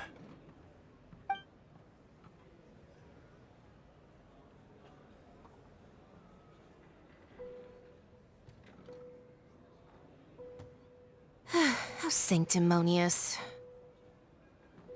What? So you're the Lord of Geo? No, wait! That's an exciting twist and all, but why give the Gnosis to the Fatui? I do not give it for free. I give it as agreed upon in the contract, for it is a matter solely between the Tsaritsa and I. Yeah, you don't think you went a little bit too far with that whole fake death thing? Everyone was preparing the ceremony for you, and splat! This big dragon falls out of the sky, and all of Lyric goes into an uproar. Talk about a disaster. Gathering all the forces that had been bubbling behind the scenes, and then stirring them together in a pot that was bound to boil over. That's what he wanted to see, am I right? Wait, what? Perhaps it's best that I explain. As you know, I've dwelt upon this world for more than 6,000 years. It is now 3,700 years ago that I founded Liyue together with the Adepti. Even boulders that can withstand whirlpools will erode with the passing of time. I kept convincing myself that cracks had not begun to form, and that the end of my time had not yet come. Until one drizzly day, as I was strolling along the harbor, I heard a merchant tell one of his workers, "You finished your duties. Go ahead and call it a day." I stood motionless among the crowds, asking myself, have I already finished my duties? Oh, Zhongli. But as I began to consider relinquishing my divine role, I soon discovered that many reasons still remained to not hastily depart. Was Liyue, the city I had dwelt in for so long, already prepared to enter its next age? I decided that a test was needed in order to reveal the answer. So I feigned my own death, and gathered the cast of Child, the Adepti, and the Liyue Qixing to play their roles together on the stage that was Liyue. Indeed I was. The Gnosis, which I had kept for so many years, suddenly seemed to have lost its meaning. That's right, which is why I continued to safeguard the Gnosis until now. So you mean that if the chaos ever reached the point of no return, you would simply appear and use your divine powers to bring Liyue back under control? Of course, and it would have been all too easy for him too. Just as a child quickly matures after losing their parents, so has Liyue matured when faced with the death of its deity. In the end, the resolution to all that has transpired was even more satisfactory than I could have hoped for. Take the Adepti, for instance.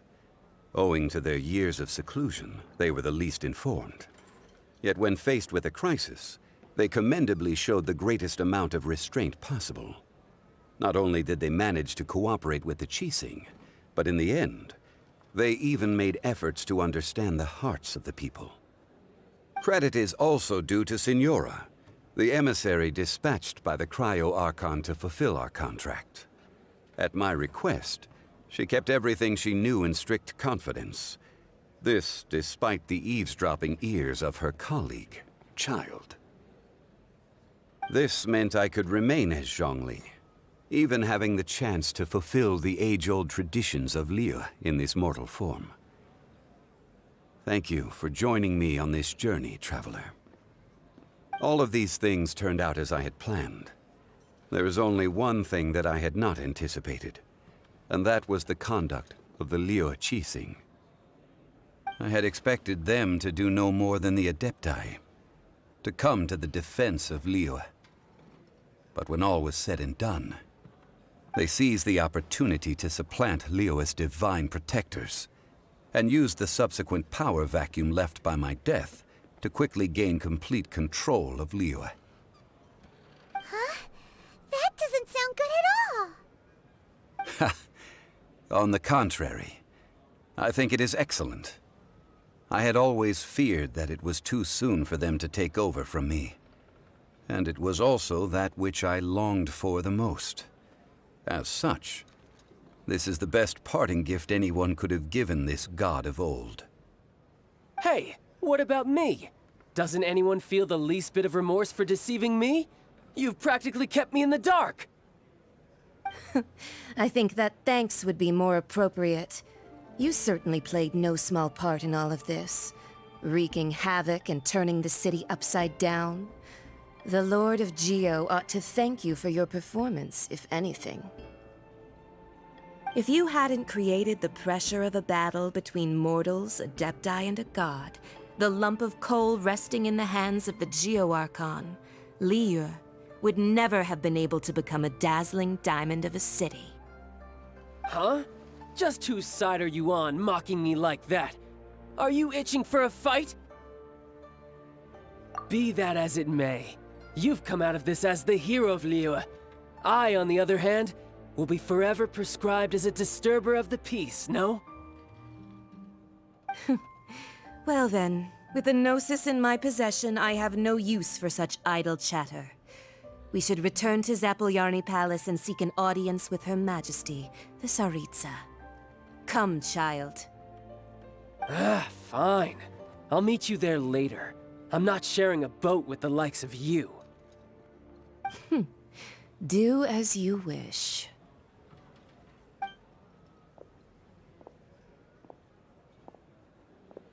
Now then, is there anything else you wish to ask me?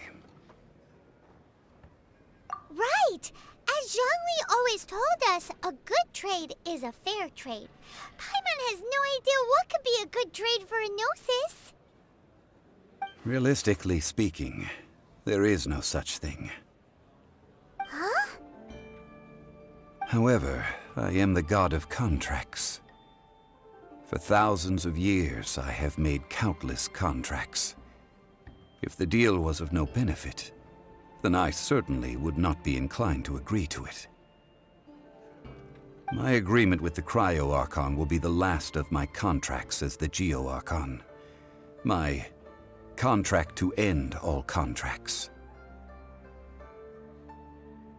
As for the bargaining chip that the Tsaritsa used to balance the scales, uncover that answer for yourself in your future journeys.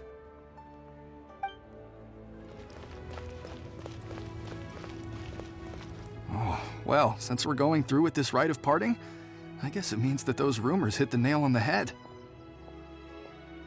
So Rex Lapis is really... But they didn't catch the culprit, did they? Oh, come on. Do you think that the assassin could have been a normal person? You know what I think. I don't think any of the gossip on the streets you hear from those shady types is worth anything. There's only one real possibility in my mind. I've heard that the assassin was that Fatui fellow. Youngish, pretty high in rank. I think they called him Child. The Fatui? They certainly are very suspicious. Who knows what those greedy, crooked folks... Shh! Lower your voice. If the Fatui catch you in their sights, Rex Lapis won't be around to protect you this time.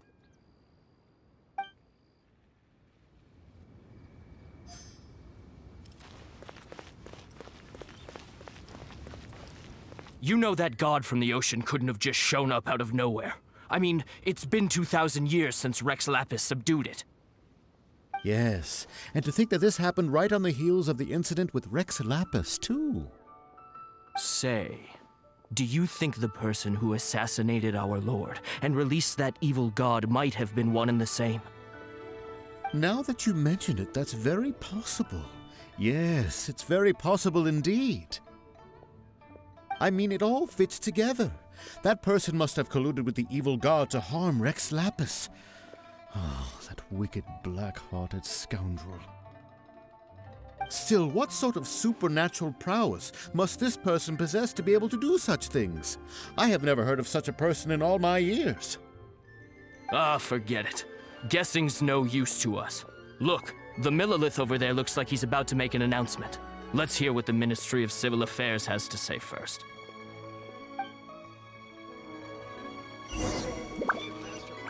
Please be mindful.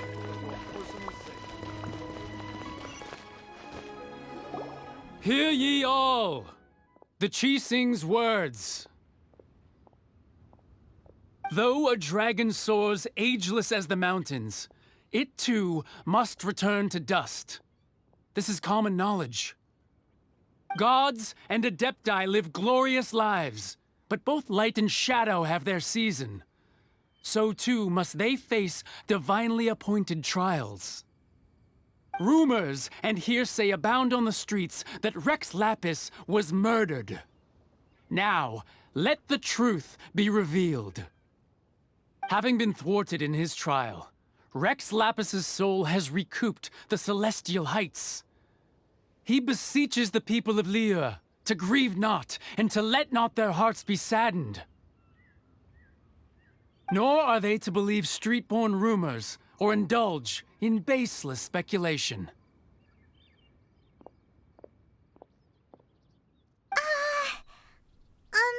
Paimon needs a translation on what the Qixing's announcement said.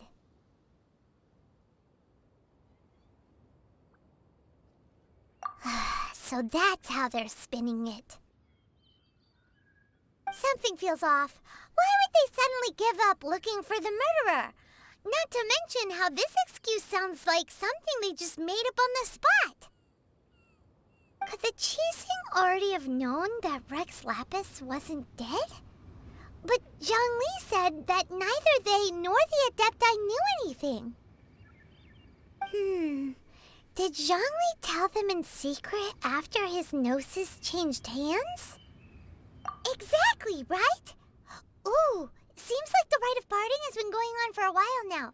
Let's go have a look.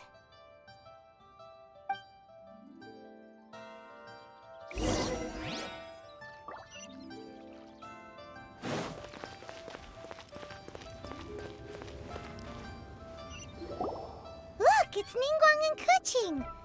Are they saying something? Are there speeches over? As said previously, Rex Lapis's soul returning to the heavens is the end of the contract.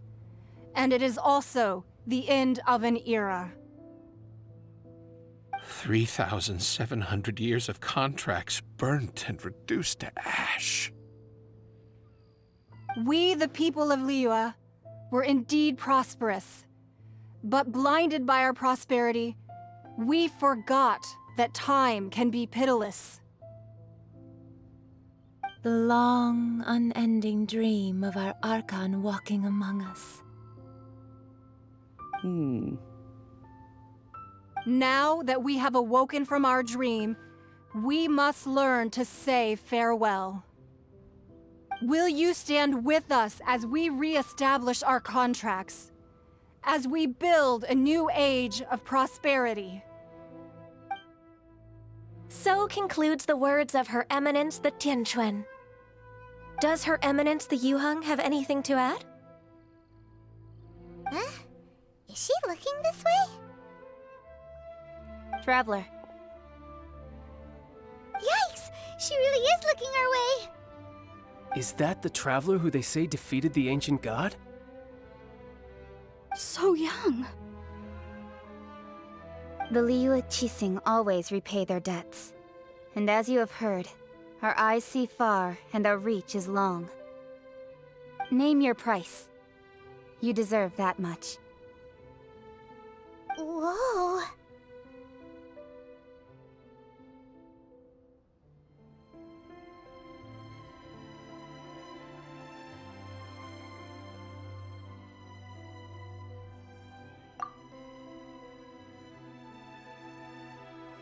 Well, could you help me put up some missing person posters?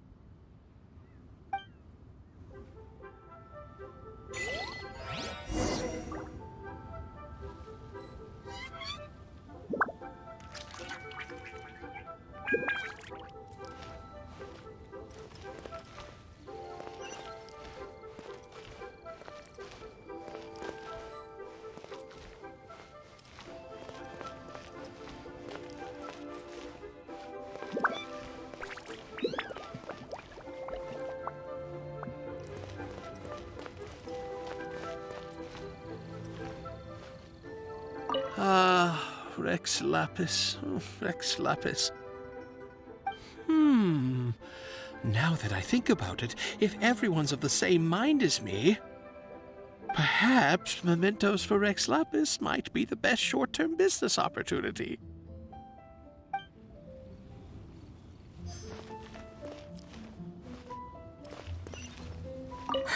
And to think I'd put my best perfume on before coming here, thinking you'd like it. But it seems as if those perfumes really were meant to be offered to Rex Lapis.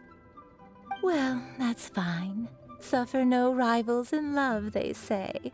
And that's 3 gone in 1 stroke.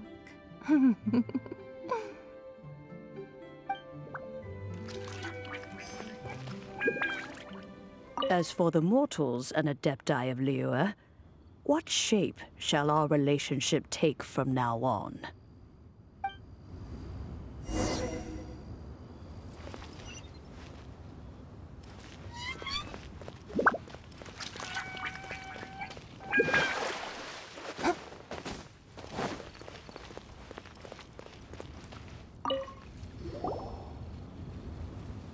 Hey, Zhongli! Look at this. Everyone in Liyue is caught up in their emotions, thinking that they'll never see Rex Lapis again. And here you are looking all relaxed. Why would I not feel more at ease after laying down the burden I have borne for 3,700 years? Right. If the two of you can spare the time, I should treat you to a meal at the Xinye kiosk. Ha! That sounds like big talk, Zhongli. Paimon might have believed you if you were treating us to some third-round knockout, but you'd have to pay out your nose just to stand inside Xinye kiosk. Are you sure you can afford it? You're right. I do like the Mora.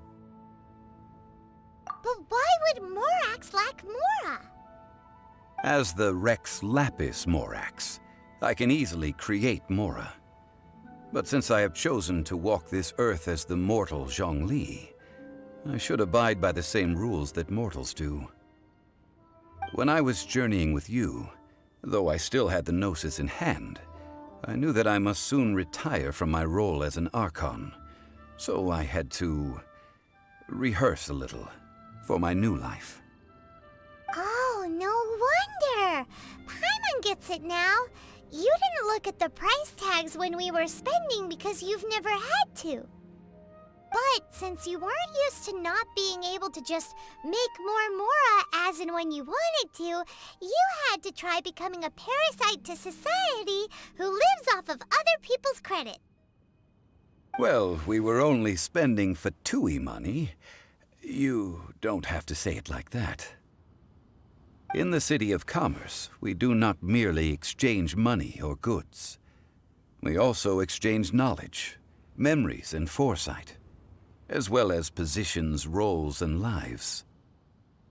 The Archon Morax could never experience life as the true mortal Zhongli could, no matter how many times he descended to be with his people.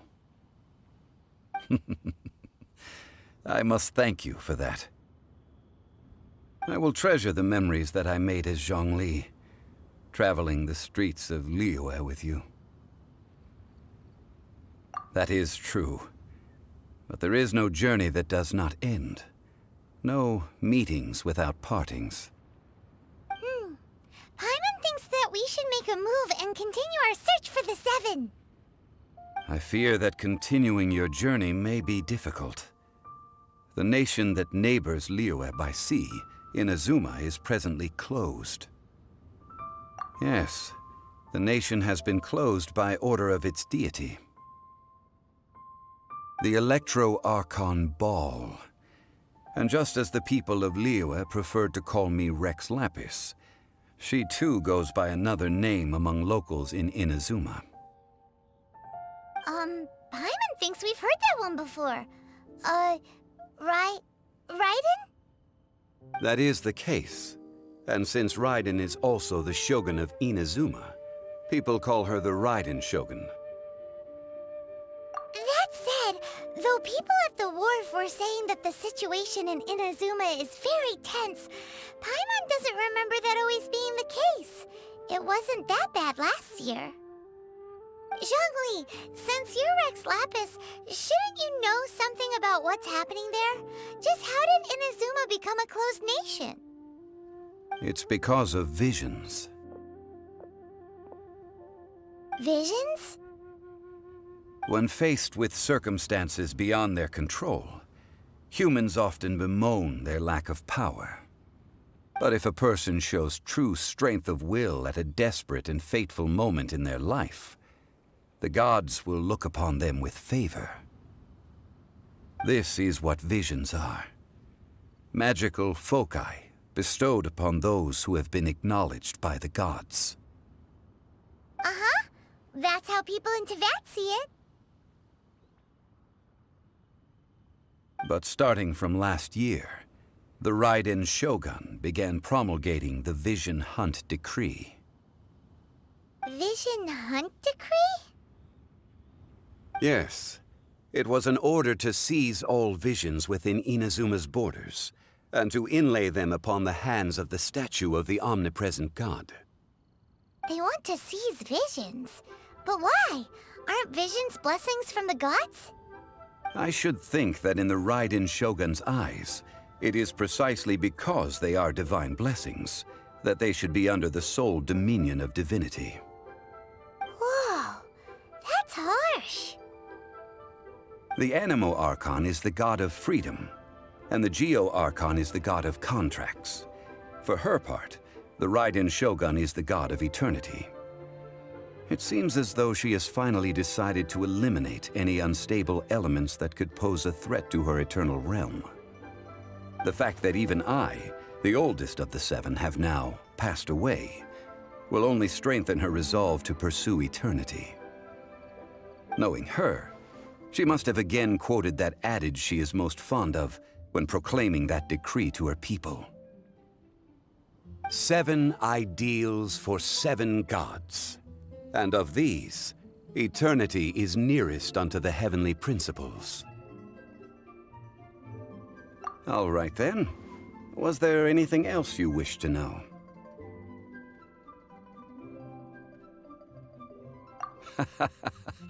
Ah, that was a good one. Failing a divine trial. How they came up with that excuse, I will never know. That said, the reason why the Qixing were so eager to resolve the incident and stop pursuing the culprit was indeed because they received news in secret that Rex Lapis was not dead. I hinted as much to the Adepti as well. How did I accomplish that, you ask? Have you ever heard of this particularly convenient Adepti art known as gifting dreams and visions? All right then. Was there anything else you wish to know? Well then, I suppose you'll have to find a way to get inside this closed nation. Have patience. I suspect that some serendipity must first come into play.